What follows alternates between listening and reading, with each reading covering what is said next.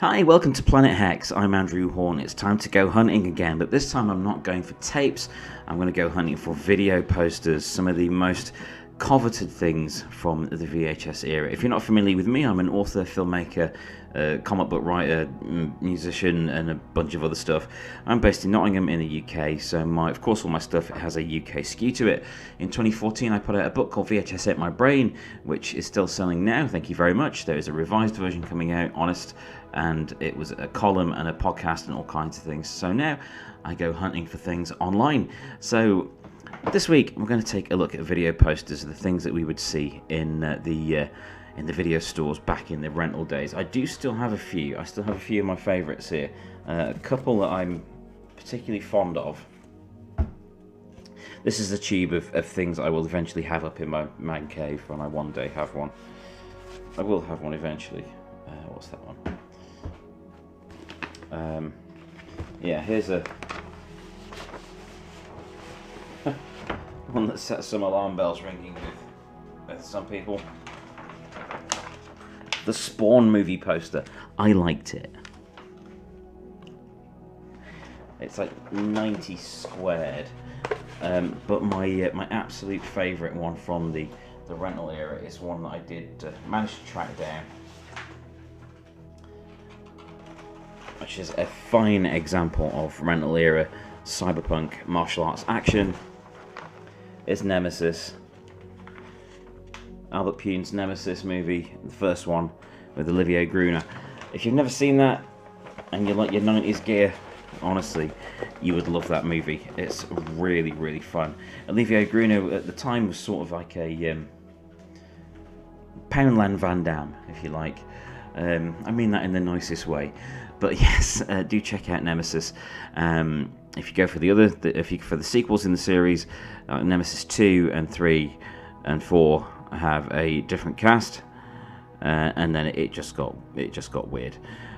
But anyway, onto the posters. Now, video shop posters were the things that we would see in video stores, and they were often for things that would never ever get a release at the cinema.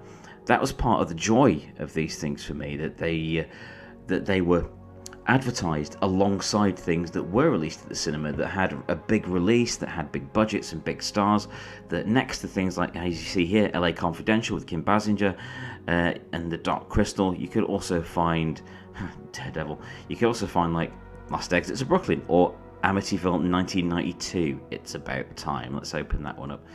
But all I've done here, I've not put any special filters on or anything like that. I've just searched for VHS poster, and we'll see what comes up. I'll try video store poster again in a bit. I've opened up that Amityville one in another tab. Let's see what else is here. Daredevil, the 2003 Daredevil movie. I like that. It was alright.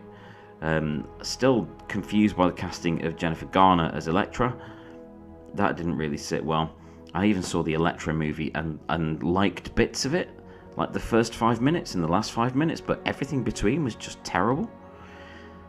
Ooh, okay. There's some meaty ones here. Because I've not set this to cheapest, it's showing me some of the good stuff as well. So we'll open up Highlander 2. We shall open up Shocker.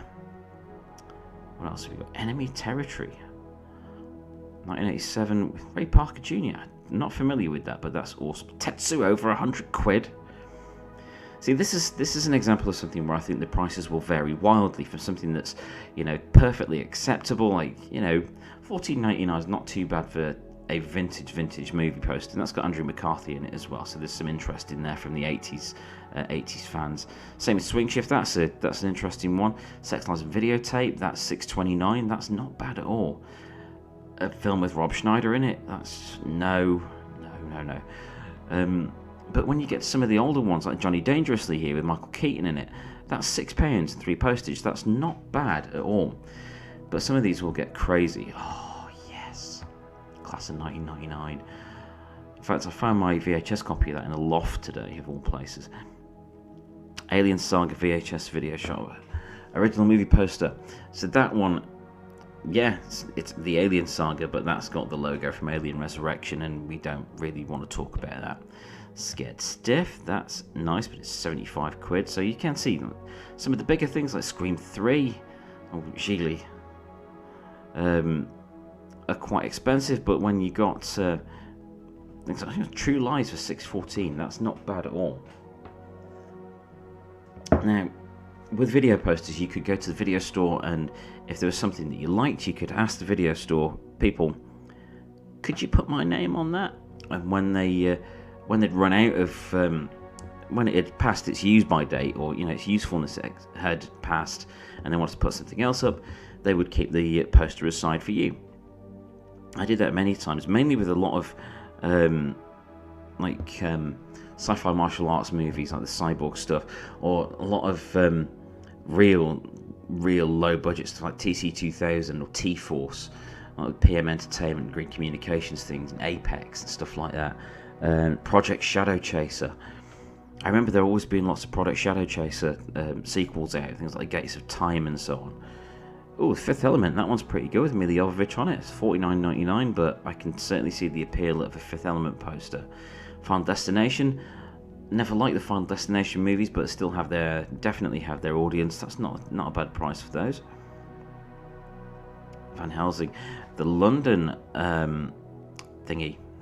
That's the animated one. That's not the movie Van Helsing.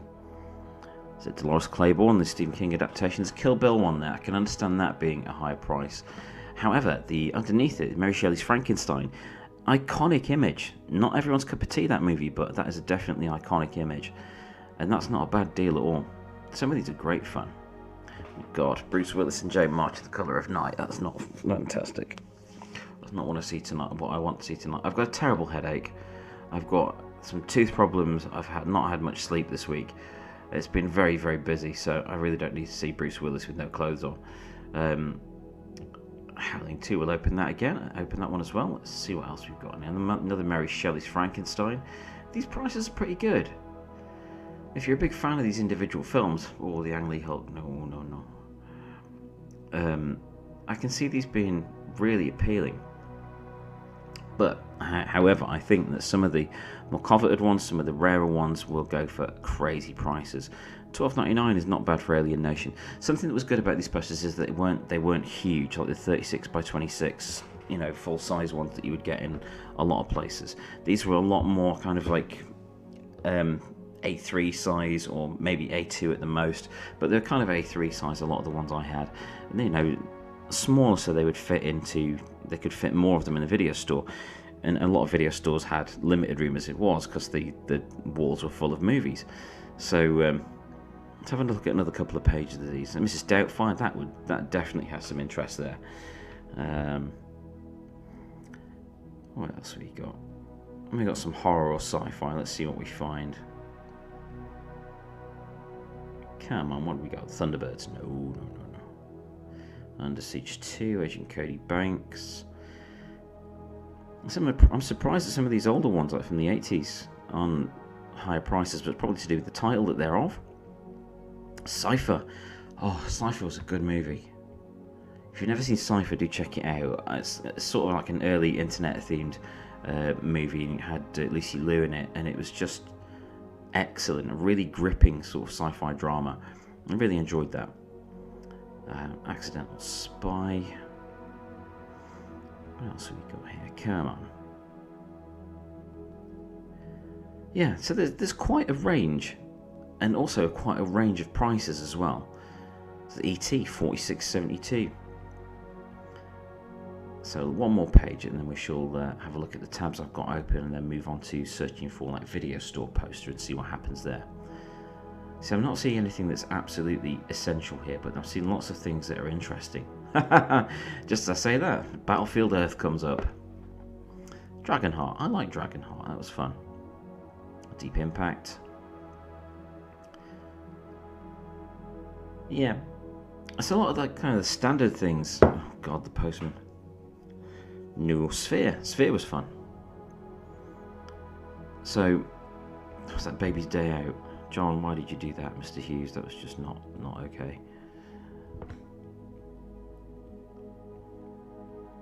Okay, nothing stunning on those pages, so let's have a look through these ones that I opened up. So we've got Amityville 2, It's About Time.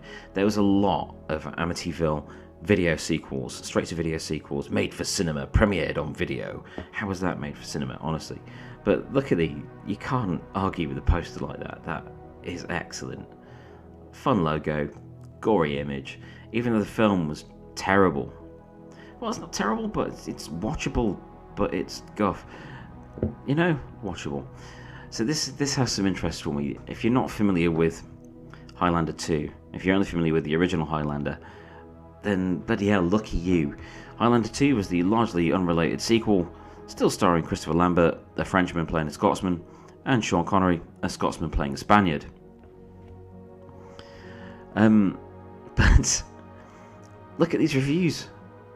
You see where these reviews came from. Wonderful, amazing, brilliant, a must for everyone. Just 17. Loads of swashbuckling action. The Sun. An all-action blockbuster. The Daily Star. First rate. Evening Standard. Spectacular. A knockout. Daily Mail. Everyone else, overindulgent shit. But it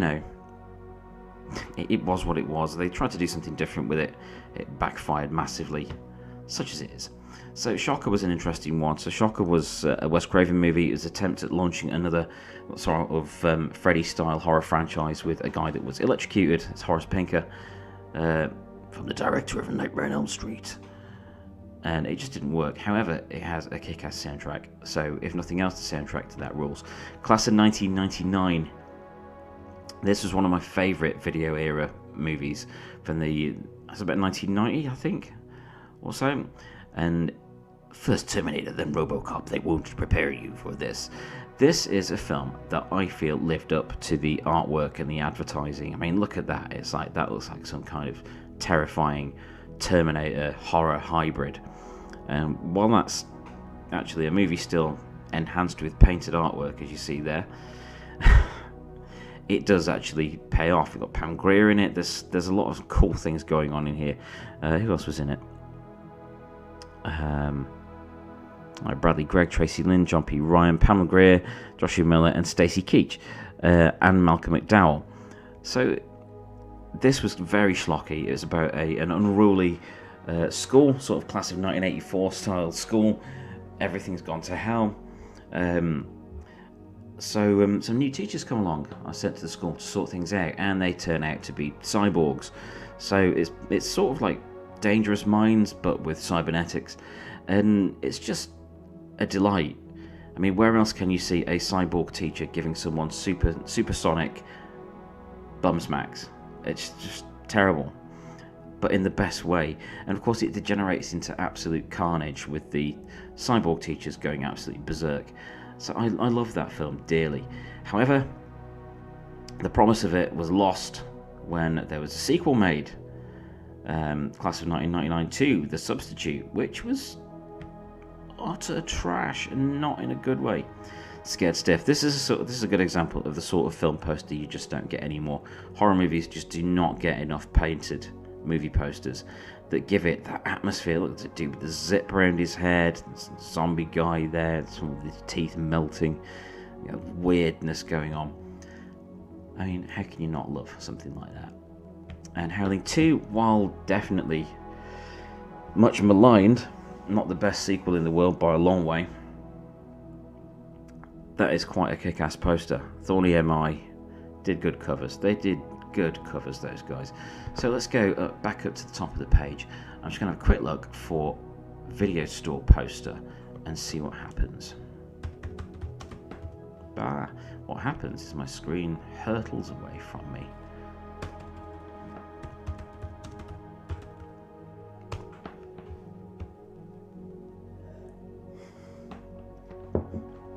So again, we get the Daredevil movie, and the Hot Chick, and Gigli, and Cypher, and a lot of things we've already seen. Yeah, there's a lot of things that we've seen in the other search. So let's try, let's add horror. Okay, we've got some interesting ones here. Just 10, okay, but that's 10 we can look through. I think there's some interesting stuff here. Let's check it out. So the first one that comes up here is Anaconda. Not the best movie in the world, but a great movie to watch with some popcorn and friends, because, it's just that sort of film. Jennifer Lopez, Ice Cube, John Voight and Eric Stoltz in it. It's got a decent cast. It's got some very shoddy effects, but it's fun. It's fun in the same sort of way as watching the first Predator for the first time. It's just kind of exciting action movie. May 2002, I would definitely buy that. That's $9.99 with free postage. That is a good deal. If you've not seen May, it's about a girl that struggled to make friends, so she makes a friend with parts of corpses, and it's very hokey. It does have a bit of a full moon feel towards the end, but yeah, I recommend that. It has quite a creepy atmosphere, and the lead lady playing May, whose name escapes me, is just phenomenal. And then we've got 2 more Anacondas. Really? What? Why are there so many Anacondas? Children of the Corn 3, Urban Harvest. Never watched that movie. No, don't do it to yourself. Unless you've been really bad, or committed a crime or something. Punish yourself by watching that. You would probably deserve it. Ooh, Titan Find and Phantasm 2. There we go. Here's a good example. Exorcist. Yeah, everyone knows the Exorcist poster. But these 2 are good examples. Hellraiser 3, that's beautiful. Okay, that should do it. Let's take a look through these. So we've got Phantasm 2. The Phantasm 2 poster, The Ball is Back, is a great example of a movie poster that makes the film look bigger budget than it is. And makes it look much higher grade than it is. Phantasm 2 is a great film.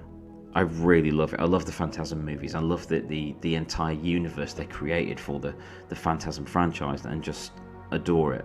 And the trailer to Phantasm 2 is great fun. Do check out the trailer. It is well worth a look. But that's a beautiful poster. I love the chrome effect on there. It's like an old heavy metal album cover, and I'm all for that. But that is a great example of that. Again, with Titan Find here, aka Creature, we've got the original poster here, and that movie was low budget. That was low grade. But again, with a lot of these things, there was a high level of entertainment value. And when you're going to rent a video, when you would go to rent a video, you didn't always want the greatest quality. I mean, if it was a Friday night, you got a pizza or fish and chips or something, you just wanted 90 minutes of entertainment. You want something with a beginning, a middle, and an end, some action scenes, possibly a car chase, possibly something a bit saucy. If you got a horror movie, you wanted to see people getting their heads cut off, their skin pulled off, their eyes pulled out, their teeth kicked in, that sort of thing. All the nice normal things that we like to see in movies. And things like Titan Find definitely provided that. They delivered on the promise of the posters by having something pretty close to what looked like the poster in the movie. And which brings me to this one, Hellraiser 3, which I'm going to finish this episode on. I like Hellraiser 3. I like Hellraiser 3 a lot. I think it has a lot going for it. And judging it by the era that it was, in the era of, the entire genre was filled with sequels. Elm Street, not Elm Street, Friday the 13th, previously mentioned Phantasm, Halloween. There was so many franchises going at the time. Even less successful ones were still getting sequels. Like Pumpkinhead, I love Pumpkinhead. Didn't need a load of sequels, but it got some sequels. But here, Hellraiser 3, it's sort of like this reminds me of the sort of end of the era of the main era. It's just sort of the cusp of things like Blockbuster arriving in the UK, and the big chains of video stores, and that's what spoiled it, because no matter which video store you went in, then you knew you were going to find the same things. And I do enjoy that movie. It's got Terry Farrell in it, who was Jadzia Dax in Star Trek Deep Space Nine, so I've got a great deal of love for that film, because I love anything related to DS9. And I do enjoy Hellraiser 3. They did try to do something different with it, with some shots of Doug Bradley as the human character that Pinhead was before he became a Cenobite, that sort of thing. But it reminds me of an era where things had seemed to run out of steam a bit with bigger budget horror movies, and a lot of the exciting stuff was going in lower budget horror movies, and that's something that just carried on as the genre kind of took a break after the whole boom of things like Scream and I Know What You Did Last Summer, and Urban Legend and all the other things that came along in the wake of Scream.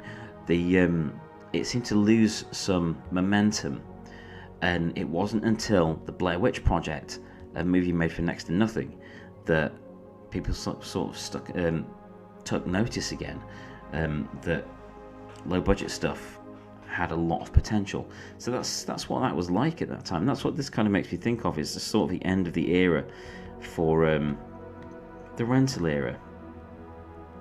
But it was a fun film. So I'm quite surprised here. I thought a lot of these would be a lot more higher priced, but I think I possibly got it into my head that it was like one sheets. In fact, let's go and have a look at the guy that's selling Phantasm and see if they're selling anything else. Yeah, it was like one sheets, because I'm more used to seeing the prices on one sheets being ludicrous. One sheets are cinema posters. See if they've got anything else going there. The Fatal Attraction can be again. E.T. China Girl, that was a good movie. That was a good film. Good Morning Vietnam, that's a great film. Catacombs, look at that, and Masters of the Universe. I love those. Karate Kid. See, there's a quad there. Empire of the Ants, 1977 quad. That's $79.50. The quad poster is definitely way more expensive. But yeah, I'm pleased with that. There's some interesting stuff out there. It is still possible to find these things that were part of the whole experience, because the VHS era wasn't just the tapes themselves. There was a whole atmosphere. There was that ambience of the stores, the people there, the posters, the snacks. And that's the thing that a lot of people have been trying to recreate and capture little pieces of. I mean, it is literally a bit of tatty old paper, but this is so precious to me. It's a direct link to those things that we loved and continue to love. But yeah, we're going to go hunting again very soon. Hopefully I'm going to get some sleep before then. So thank you for watching this episode of Planet Hex. Do check back soon. Please do like and subscribe. Please share the video for your tapehead mates if you've got any. Please check out the rest of the stuff on the channel, because I've done a load of weird stuff on here. And we will go hunting again very soon, my friends. Thank you for checking out this episode of Planet Hex. Nighty night.